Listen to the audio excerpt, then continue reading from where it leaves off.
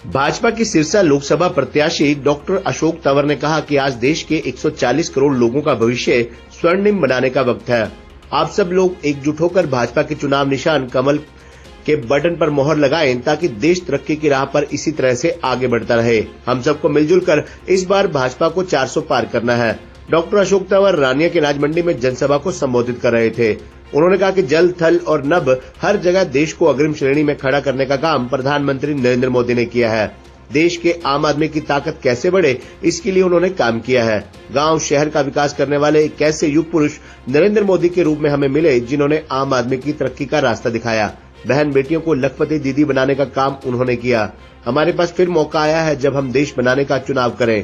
पहले की सरकारों ने देश को किस तरीके से चलाया ये सब आप जानते हैं। इस सरकार ने देश को आर्थिक, सामाजिक और राजनीतिक तौर पर मजबूत किया है।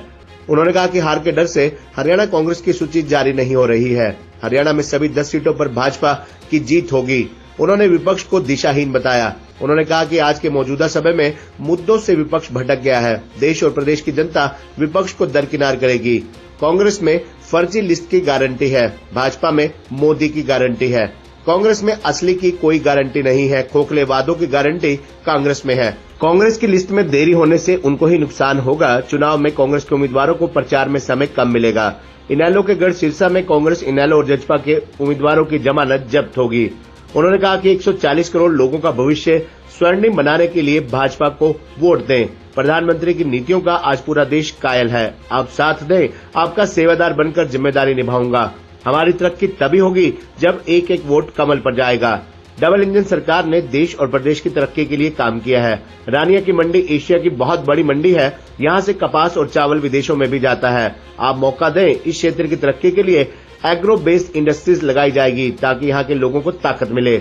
उन्होंने कहा कि हरियाणा की भाजपा सरकार ने प्रदेश को उन्नत प्रदेश बनाने के लिए अथक प्रयास किए हैं। आप ताकत दें, 10 की 10 सीटें भाजपा की झोली में डालें, आपको किसी तरह की परेशानी नहीं आने दी जाएगी। उन्होंने कहा कि आपकी रिश्तेदारियों में भी ये बता दो कि पिछली बार से दोगुने अंतर से सीट भाजपा को जिताकर देनी है।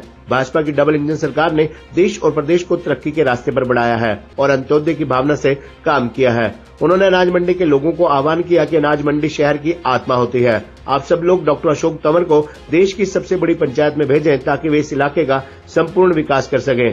पहले की सरकारों ने अपने नाम पर योजनाएं चलाई और अपने ही लोगों को आगे बढ़ाने का काम किया, लेकिन ऐसा पहली बार हुआ जब देश में ऐसे प्रधानमंत्री आए जिन्होंने कहा कि मैंने देश को आगे बढ़ाने का सपना देखा है, महिलाओं का सम्मान बढ़ाया है। आज हर घर में शौचालय बनवाकर उन्होंने महिलाओं के सम्मान की रक्षा की है। आज मौका है जब आप ये देखें कि देश को किसके हाथों में सौंपना है। हमें इस बात का भरोसा है कि 2047 में अगर विकसित भारत का सपना यदि कोई पूरा कर सकता है तो वह नरेंद्र मोदी है। हमारी तरक्की तभी होगी जब एक एक वोट कमल के फूल पर जाएगा। चुनावी माहौल तो पूरा हरियाणा, पूरा देश, पूरा सिरसा चुनाव के रंग में रंग गया है। लोकतंत्र का लोग ये उत्सव मना रहे हैं। आज हनुमान जयंती भी है। इस मौके पर मैं सबको बधाई देता हूं और कहते हैं कि संकट मिटे हरे सब पीरा, जो सुमरे हनुमंत बलबीरा। तो जो हनुमान जी को पूजा करते हैं, उनको सुमरते हैं, उनका पीड़ा भी कष्ट भी सब हर लेते हैं। तो आने वाले समय में पूरे देश की पीड़ा, देश का कष्ट वो हर के, और जो मोदी जी पूरे दुनिया के अंदर भारत को विकसित राष्ट्र बनाना चाहते हैं, जो संकल्प उनका है कि अगले 5 वर्ष में भारतवर्ष पूरी दुनिया की तीसरी आर्थिक महाशक्ति बने। किसान, मजदूर, कमेरा वर्ग, हमारे छोटे छोटे दुकानदार, व्यापारी, कर्मचारी, उन सब का भला हो, तो उसी और दिशा में हमारा देश जा रहा है। आज रानिया मंडी से हमारे कार्यक्रमों की शुरुआत हुई। वहाँ हम सब साथियों, आड़तियों से, किसानों से, मजदूर से मिले हमारे। उसके बाद आज बार एसोसिएशन रानिया में कार्यक्रम हुए और पिछले हमारे साथियों ने बताया 10 वर्ष में इस रानिया के लिए अभूतपूर्व काम, कॉलेज बनवाने से लेकर के हमारे बस स्टैंड का मामला है और बहुत विकास कार्य रानिया में हुए। तो रानिया शहर पूरा आज भारतीय जनता पार्टी के साथ खड़ा है।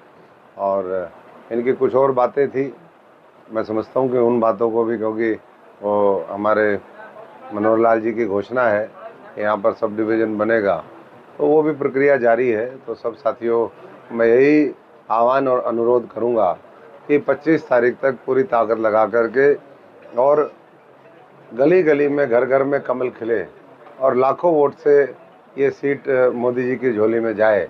और जैसे उन्होंने बड़े बड़े कार्य पिछले 10 वर्ष में किए, राम मंदिर से लेकर के धारा 370, महिलाओं के लिए आरक्षण, सीए का कानून, हमारे करतारपुर कॉरिडोर साहब को खोलना, ये सारे जो अभूतपूर्व कार्य हैं, जो इंफ्रास्ट्रक्चर के प्रोजेक्ट चल रहे हैं, वो आने वाले समय में और तेज़ी से इस इलाके में उसका और प्रभाव आए। यहाँ उद्योग जगत, क्योंकि कृषि की दृष्टि से रानिया पूरे एशिया के अंदर बहुत अव्वल नंबर पे है, तो हम तो यही प्रयास करेंगे कि यहाँ उद्योग धंधे भी आने वाले समय में स्थापित हों।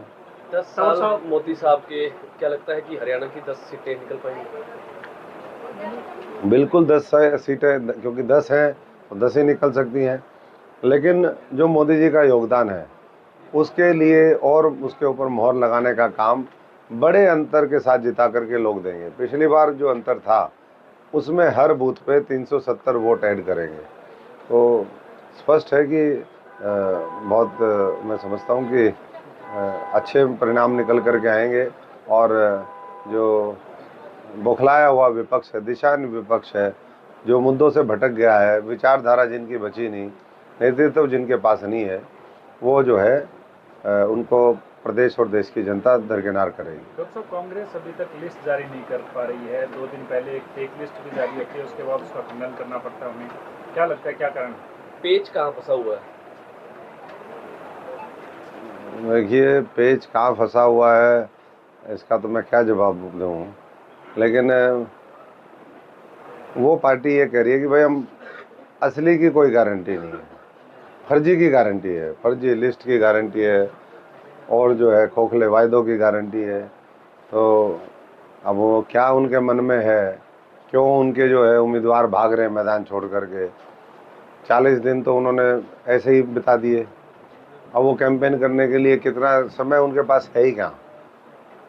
प्रदेश की जनता भी जानना चाहती थी कि भाई बराबर में जब कोई उम्मीदवार हो, मैदान में कोई उतरे तो वो भी अपनी बात रखे, हम भी अपनी बात रखें। हम तो अपनी बात रख रहे हैं, लेकिन उनकी, मुझे लगता है कि बात रखने के लिए ना तो अब उनके पास समय है और ना प्रदेश की जनता उनकी बात सुनेगी। तो एक तरफा चुनाव है और बहुत अच्छा हो। क्षेत्रीय पार्टियों ने भी अपने उम्मीदवार उतार दिया, एनडीए या जेजेपी की बात करें। अच्छी बात है। मैदान तो में तो सब जी गृह क्षेत्र है, लेकिन आप देख रहे हैं कि पिछली बार भी लोकसभा चुनाव में ये तो डायरेक्ट फाइट हुई थी और मुझे लगता है कि इस बार भी वो जो डायरेक्ट थी वो भी इस बार नहीं बचेगी।